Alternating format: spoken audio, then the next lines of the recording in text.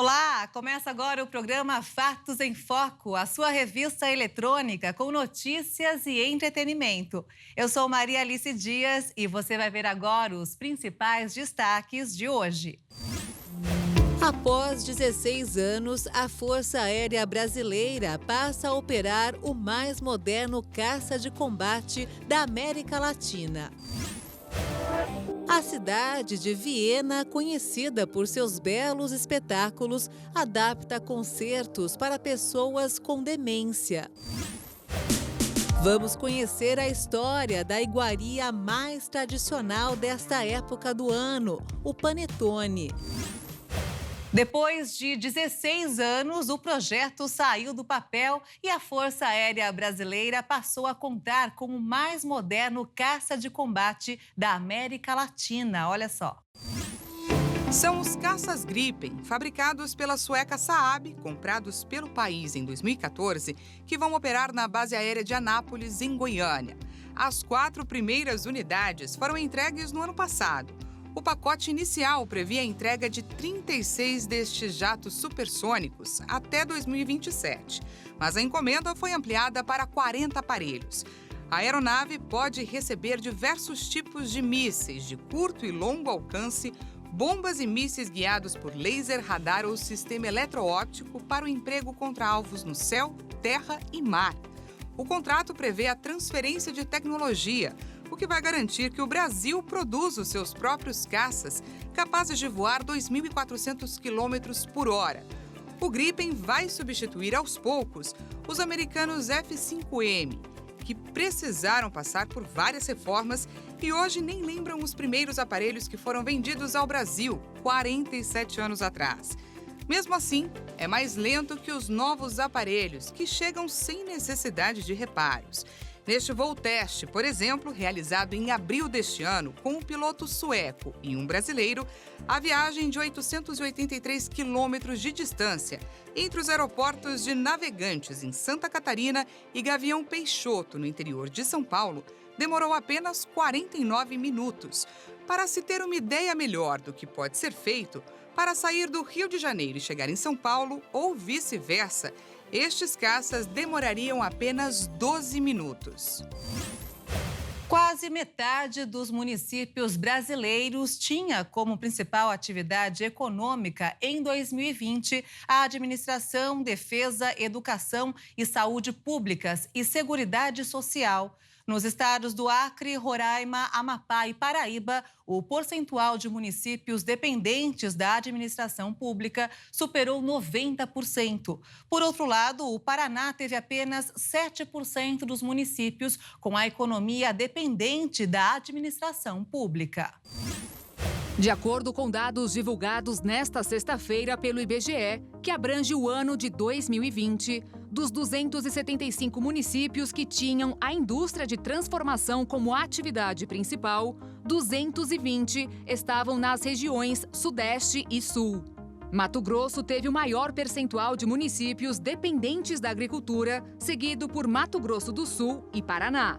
No mesmo ano, cerca de 1/4 do valor adicionado bruto da agropecuária teve origem em 119 municípios, sendo 83 deles no Centro-Oeste e Nordeste, sustentados pela produção de soja e cana-de-açúcar. Em relação à parte econômica no país, que mede a produção de riqueza pela área, foi contabilizado R$ 896 mil por quilômetro quadrado, sendo o estado de São Paulo com 8 das 10 cidades com maior concentração de densidade econômica.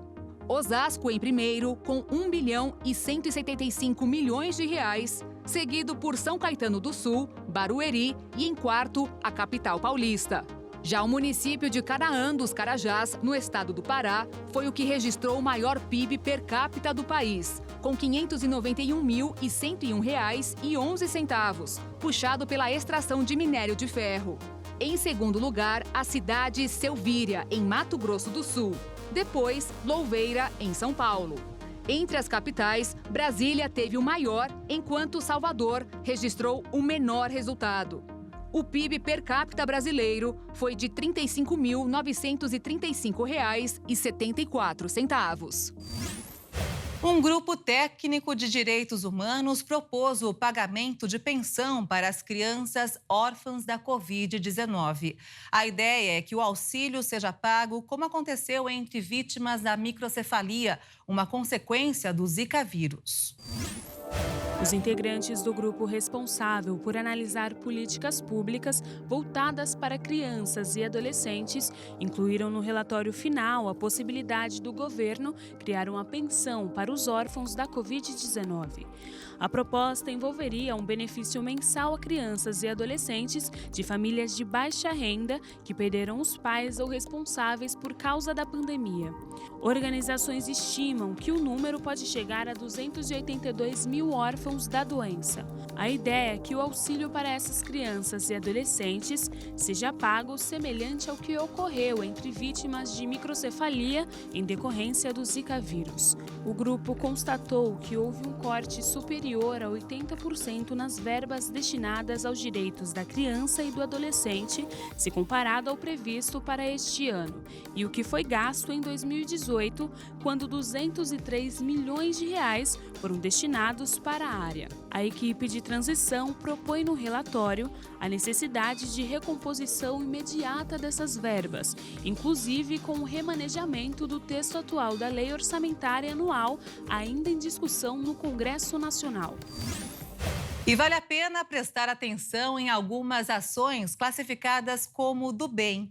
Em Campo Grande, Mato Grosso do Sul, foi realizada a primeira edição do Prêmio Cidadania, que homenageou ONGs que, durante o auge da pandemia, desenvolveram projetos e ações voltados para a melhoria da qualidade de vida da população em vulnerabilidade social.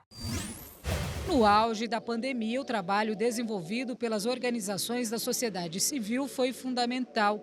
A Associação de Capacitação e Instrumentação de Economia Solidária do Povo, a CIESP, por exemplo, produziu mais de 500 mil máscaras para os profissionais de saúde da capital e outras 60 mil para as aldeias indígenas de Dourados, confeccionadas com material de uso em ato cirúrgico. Nós buscamos um auxílio na UFMS, onde eles vieram junto com o Inmetro para poder validar as máscaras que nós estávamos fazendo, para que elas fossem usadas dentro dos estabelecimentos de saúde. A Universidade Católica Dom Bosco começou ainda na pandemia a oferecer tratamento de fisioterapia para sequelados da Covid.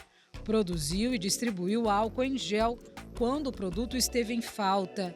Montou o sistema drive-thru para vacinação. Forneceu equipamentos para armazenagem de vacinas, entre outras ações. A UCDB e a CIESP estão entre as organizações contempladas com o Prêmio Cidadania, promovido pelo governo do estado. É um reconhecimento e a universidade, como toda a comunidade acadêmica, fica honrada em recebê-lo neste momento. O terceiro setor é aquele que chega onde o governo não tem braços para chegar.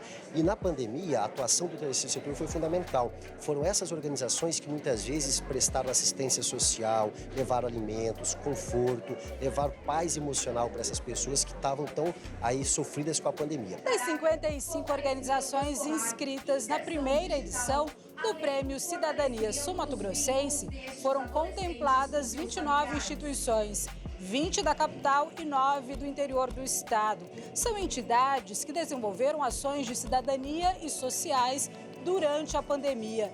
O prêmio foi dividido em 10 eixos para contemplar as organizações que atuam em diferentes áreas. São áreas muito diferentes, né? A gente teve desde instituições que confeccionaram máscaras e EPIs para os trabalhadores da saúde enfrentar o período da pandemia. Nós tivemos instituições que prestaram ajuda com doação de alimentos, com conforto espiritual dentro das religiões, com visitas às pessoas que estavam distantes das famílias. Então é difícil de dizer qual se destacou. O mais importante é dizer que todas elas desenvolveram um trabalho fantástico em proteção à vida e em defesa dos direitos. Se apresentaram na abertura do evento a Orquestra Indígena de Campo Grande.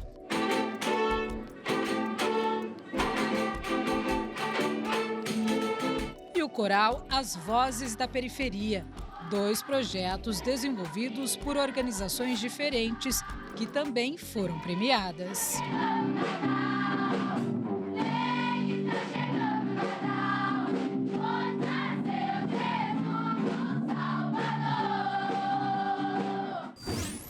Diferente do famoso concerto de Ano Novo e de outros espetáculos em Viena, o público de um novo ciclo de apresentações especialmente adaptadas para pessoas com demência pode se levantar, caminhar e falar. Vamos ver.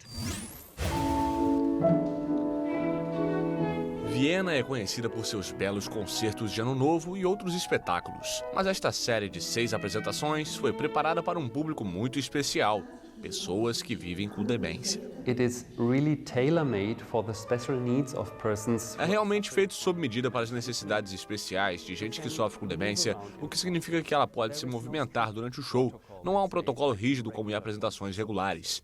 Pode-se entrar e sair quando quiser, ter uma reação emocional e falar. A pessoa pode falar alto na plateia e até mesmo ir ao banheiro sempre que quiser. Disturbing anybody. You can go to the bathroom whenever you want. Além disso, todos os participantes receberam treinamento especial sobre como fazer com que as pessoas com demência se sintam mais confortáveis. A iniciativa também permite a proximidade com os músicos e inclusive o deslocamento em cadeira de rodas. O tempo do espetáculo também é menor. Sob o título Souvenir, o show apresenta obras clássicas de Schubert, Schumann e Brahms, bem como canções natalinas interpretadas por um trio polonês. De acordo com a organização, as pessoas com demência continuam receptivas à música, mesmo em uma fase avançada da doença. O ciclo faz parte dos 800 shows anuais da casa e já estão previstos mais espetáculos iguais para a próxima temporada. Cientistas japoneses acreditam que descobriram uma forma de controlar os danos causados por um infarto. Com uma tecnologia de reprogramação celular, os testes tiveram resultados expressivos. Olha só. Em um estudo publicado na revista científica Circulation, os pesquisadores da Universidade de Tsukuba, no Japão, mostraram que reprogramar as células cardíacas, ajustando a expressão de alguns genes chaves, pode reverter danos duradouros causados por infarto ou insuficiência cardíaca. A capacidade das células cardíacas adultas formarem um novo tecido é bastante limitada. Por isso, após um ataque cardíaco, as áreas danificadas do músculo do coração são preenchidas com um tecido cicatricial que é inflexível. Logo, a sua presença prejudica a função cardíaca e leva a arritmias, insuficiências cardíacas progressivas e eventual morte. Mas com a possibilidade da reprogramação celular, tudo muda. Para isso, os pesquisadores utilizaram camundongos para testar sua hipótese, na qual o tratamento com um medicamento chamado tamoxifeno ativaria a superexpressão de fatores de transcrição cardíacos. Essa superexpressão ativou a reconstrução do músculo cardíaco e suprimiu a formação de tecido cicatricial e a inflamação. Ainda segundo o estudo, essa abordagem não apenas impediu a formação de tecido cicatricial adicional, como reverteu a formação desse tecido inflexível. Isso significa que, em pacientes humanos, poderia melhorar a função cardíaca e diminuir o risco de morte por insuficiência cardíaca. Se comprovada sua eficácia, a abordagem pode ser um novo tratamento promissor, já que existem poucas terapias clínicas eficazes disponíveis para pacientes cardíacos. Inaugurada no primeiro semestre de 2016, a usina hidrelétrica de Belo Monte causa temores de uma catástrofe ambiental. Especialistas e povos locais denunciam os efeitos negativos causados pela instalação, que produz menos da metade da energia prevista. A usina hidrelétrica de Belo Monte, no Pará, desperta temores entre os habitantes locais. Membros do grupo indígena Pupecuri denunciam problemas causados pela instalação, como a seca no rio Xingu, que impede a pesca. Quando a água vem, ela causa a enchente e, ao mesmo tempo, de um dia para o outro, eles reduzem a água e os peixes não estão acostumados, né, a viver dessa forma. Então, quando eles acontece a vazão, o peixe fica nessas poças aqui, que essa aqui já está bem diminuída. Mas como vocês podem ver, tem alguns ainda sobreviventes aqui, ó. Ao longo de mais de 1.600 quilômetros, o rio Xingu tem um volume maior ou menor de acordo com a temporada de chuvas. O afluente é crucial para muitas espécies de peixes e para cerca de 25 mil pessoas que vivem em suas margens. Inaugurada em 2016, a represa troca o curso de quase 80% do rio Xingu. Cientistas, ambientalistas e povos locais denunciam um efeito catastrófico na rotina deste ecossistema único. Belo Monte é considerado uma fonte de energia limpa e um motor para o crescimento econômico, mas ainda não cumpriu com todas as expectativas. A concessionária responsável pela operação informou que a hidrelétrica produziu neste ano pouco mais de 4.200 megawatts, menos da metade da capacidade originalmente prevista.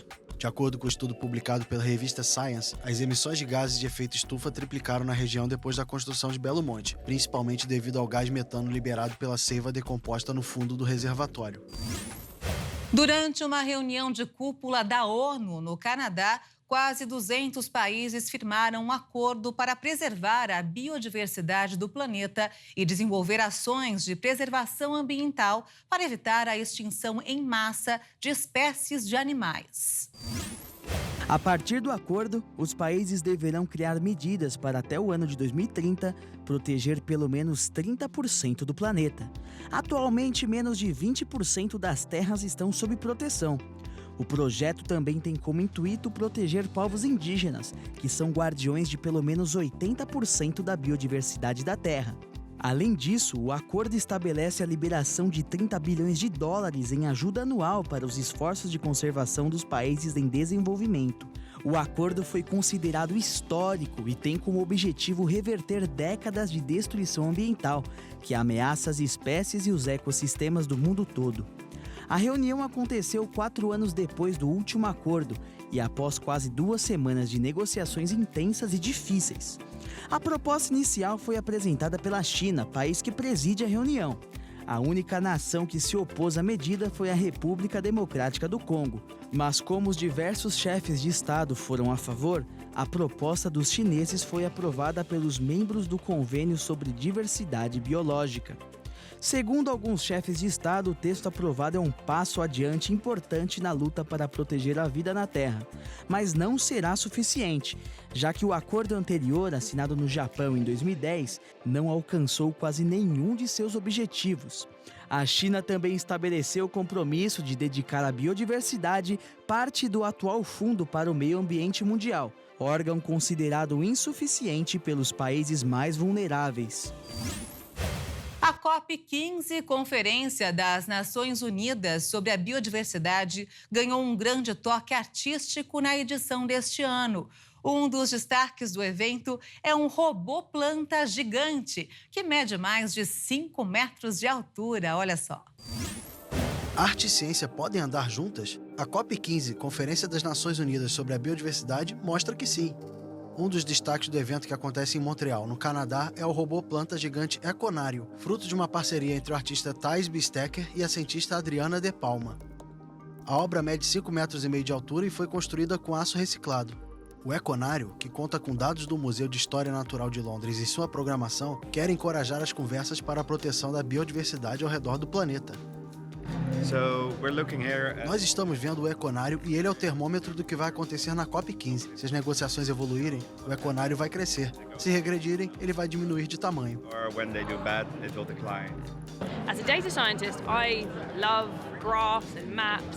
Como uma cientista de dados, amo gráficos e mapas, mas essas coisas não chamam a atenção das pessoas para a crise que vivemos. Não despertam o interesse de querer mudar a situação. Então, colocar a ciência em uma peça de arte realmente pode ajudar as pessoas a sentirem e entenderem as informações. A cúpula, que reúne governos e setor privado global, tem como objetivo chegar a um acordo sobre um novo marco mundial para a biodiversidade pós-2020. Pesquisadores norte-americanos anunciaram um avanço histórico no campo da fusão nuclear. A conquista pode revolucionar a produção de energia no planeta. Durante uma sessão na Câmara, o deputado federal Davi Soares, do União Brasil, comentou e parabenizou os cientistas pela conquista histórica. O Departamento de Energia dos Estados Unidos anunciou oficialmente que, pela primeira vez, cientistas americanos produziram mais energia a partir da fusão do que a energia do laser usada para alimentar o experimento. O chamado ganho de energia líquida é um marco importante em uma tentativa de décadas de obter energia limpa e ilimitada a partir da fusão nuclear. Mas, em poucas palavras, o que é a fusão nuclear? De maneira simples, é a fusão, ou seja, a junção de 2 ou mais átomos. O que mais se temia sobre esse estudo era qual poderia ser a reação dos átomos após os cientistas tentarem os fundir. A fusão gera uma enorme quantidade de energia limpa que não polui a atmosfera e não produz material radioativo. E dessa vez, foi a primeira que um experimento resultou em um ganho significativo de energia. A descoberta foi feita no dia 5 de dezembro por uma equipe de cientistas do Laboratório Nacional na Califórnia. Em um comunicado, a secretária de Energia dos Estados Unidos chamou o avanço de uma conquista histórica. Quem também parabenizou e alertou a possibilidade de atuação nacional dentro dessa nova atmosfera científica foi o deputado federal do União Brasil por São Paulo, Davi Soares. Durante a sessão, o deputado comentou sobre como o Brasil pode embarcar nessa questão e utilizar a nova descoberta para a produção de energia limpa. Você já imaginou o potencial de energia que isso vai gerar e as consequências que isso poderá trazer em médio e longo prazo? Não simplesmente para o Brasil, que, por exemplo, possui grandes reservas de materiais nucleares, mas não vamos mais precisar disso. Vamos precisar da matéria original, que é o hidrogênio. De lá vão se tirar os instrumentos, os elementos, aliás, que poderão gerar essa grande demanda de calor e dessa forma progredir. Eu incentivo o novo governo a, de uma forma enérgica, encaminhar mais recursos para os nossos cientistas que têm tanta capacidade. A partir desse momento que achamos a linha pela qual será desenvolvida essa tecnologia, de avançarmos a fim do Brasil também obter patentes, criar empregos e criarmos a independência de uma vez por todas energéticas de qualquer parceiro do mundo. Para quem gosta de decoração e jamais dispensa a criatividade, colar fotos em pratos para eternizar imagens é uma das novidades de uma jovem de Campo Grande, em Mato Grosso do Sul. Um prato para colocar na parede da sala ou até do banheiro, para eternizar momentos reais em composições com fotos de família e pinturas feitas pela artista. Das revistas velhas, vem o material para fazer as colagens. Cortar, colar, desenhar. Dai Lima recebeu estímulos desde cedo em casa. Minha mãe sempre estava trabalhando com alguma coisa manual ali, crochê, costura, bordado. Meu pai tinha a questão do pincel, das tintas. Sempre estive envolvida com coisas relacionadas, sempre gostei. Dai começou a levar o dom mais a sério durante a pandemia. Imprime o trabalho manual em todos os detalhes, inclusive no suporte dos pratos. Fui testando, até encontrar o meu jeito de trabalhar com isso, né? E de lá para cá não parei mais. Eu só fui melhorando a maneira de eu produzir com mais rapidez, assim, com a mesma qualidade, né, no caso. Como o processo de criação está em constante evolução, o artista precisa ter tudo às mãos.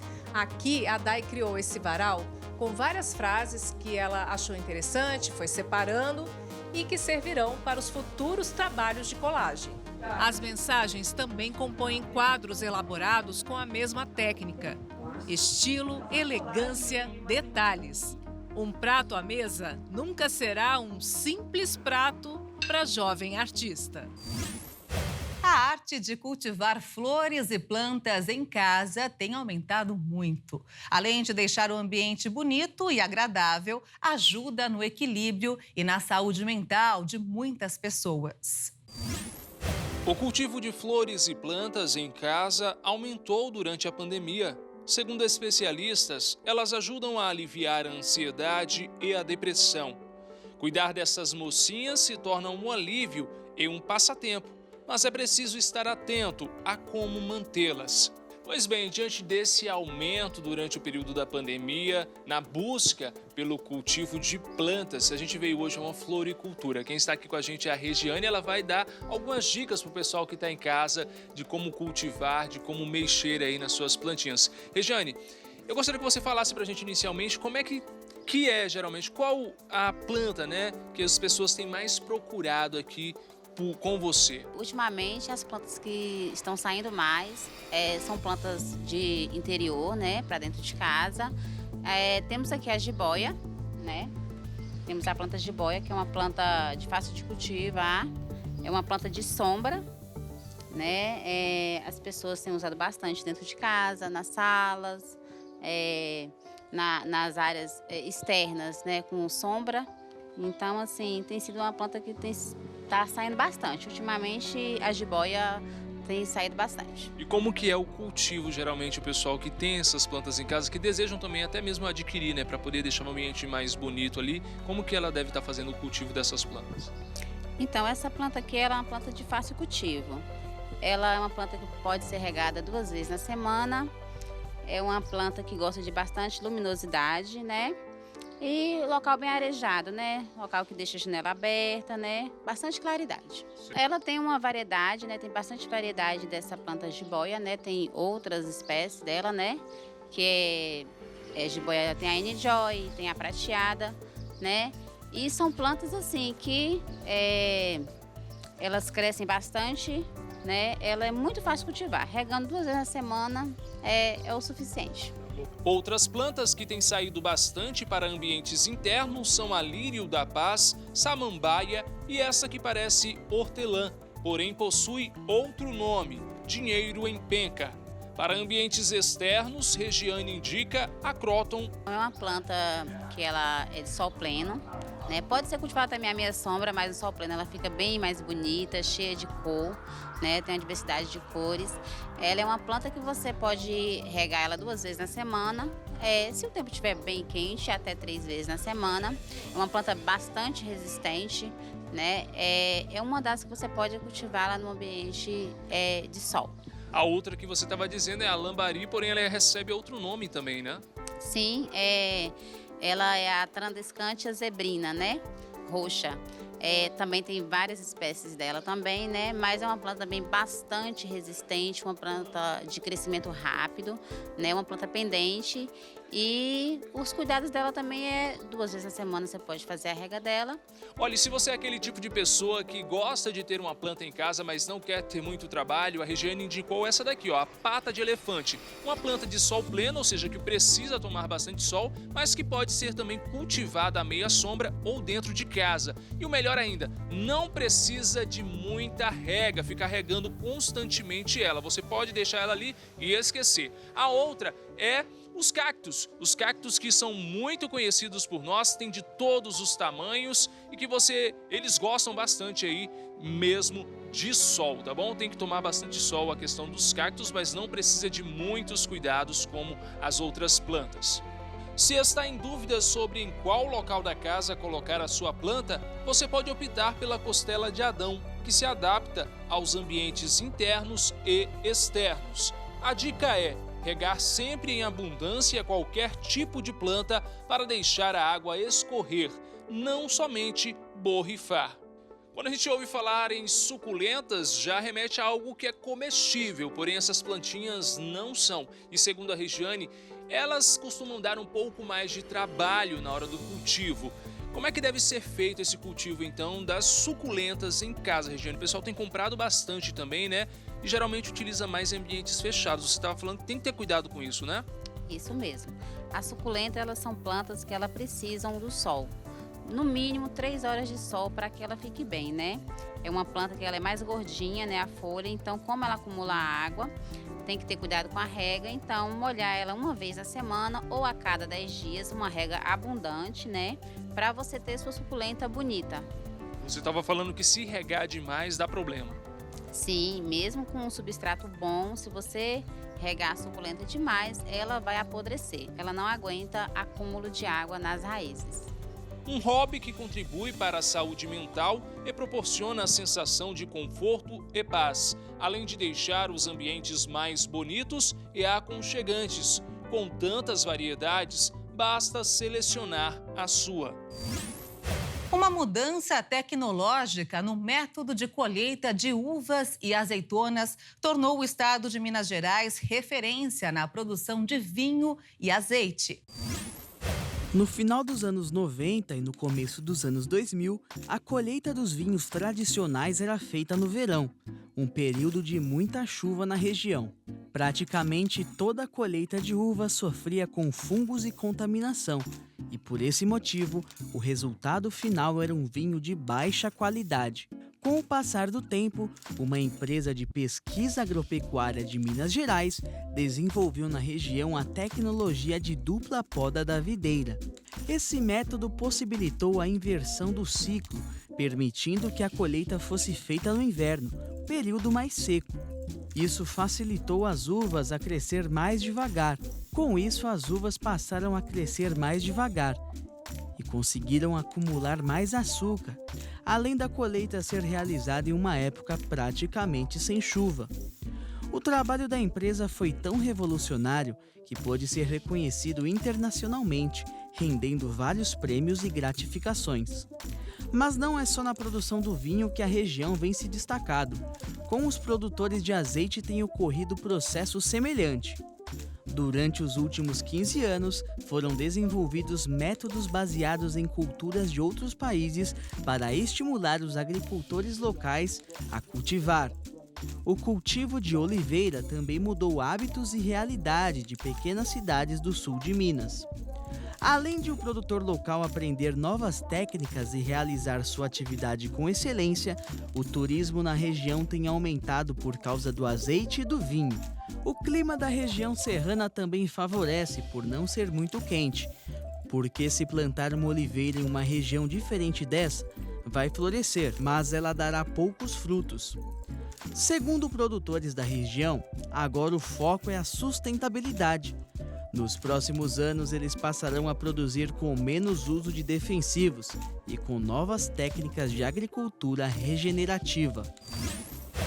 Para grande parte dos brasileiros, o panetone é indispensável nesta época do ano. Além do tradicional com frutas cristalizadas, ao longo do tempo, vários outros sabores foram criados para atrair os mais diferentes paladares. Apesar de tão tradicional por aqui, a iguaria tem origem na Europa. E nós vamos agora mostrar como surgiu essa receita de sucesso na reportagem de Maria Clara Leite.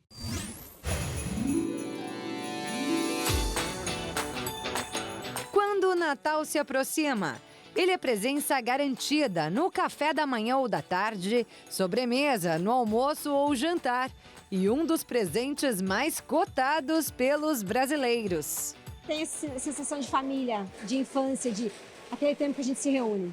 Minha avó fazia panetone, né? E ela falava paletone. E a gente achava muito engraçado. Então, quando a gente vê os panetones, me remete sempre a essa época de Natal da minha avó, da reunião da família, né? Era muito, muito bom. A Rosalba até se emociona ao falar sobre o assunto. O panetone para mim representa o Natal, a chegada do menino Jesus.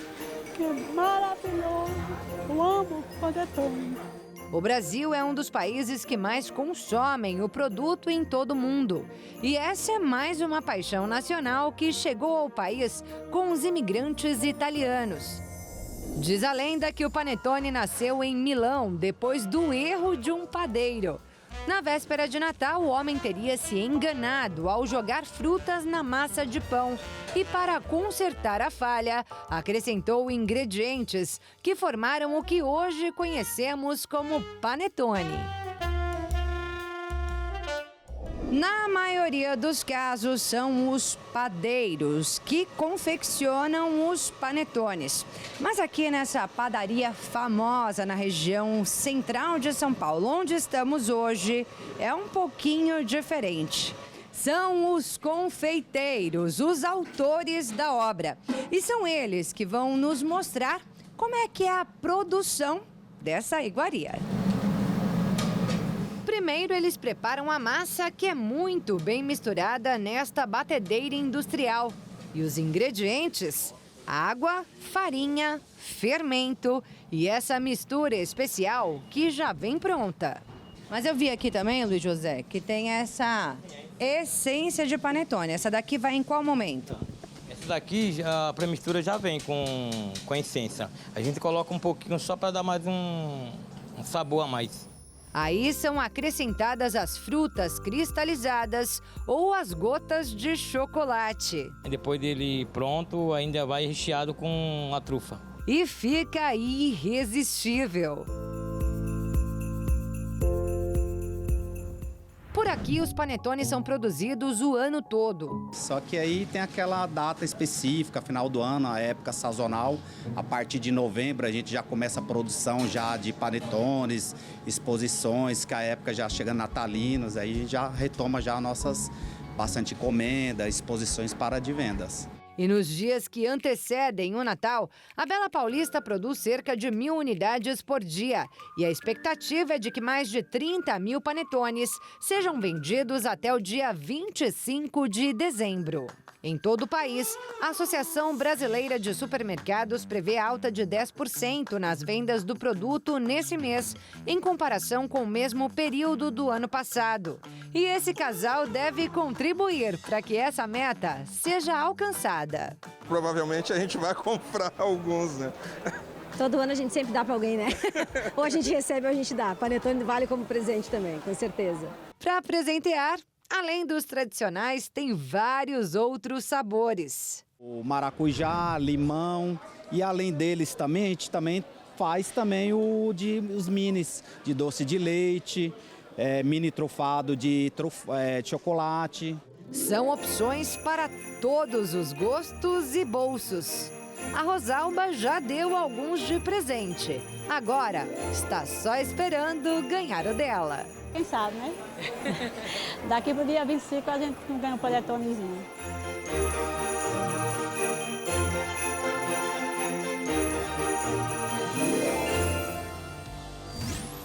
E o Fatos em Foco fica por aqui. Se quiser rever as reportagens desta edição, acompanhe as nossas redes sociais. Obrigada pela sua companhia e um excelente fim de semana para você. Tchau!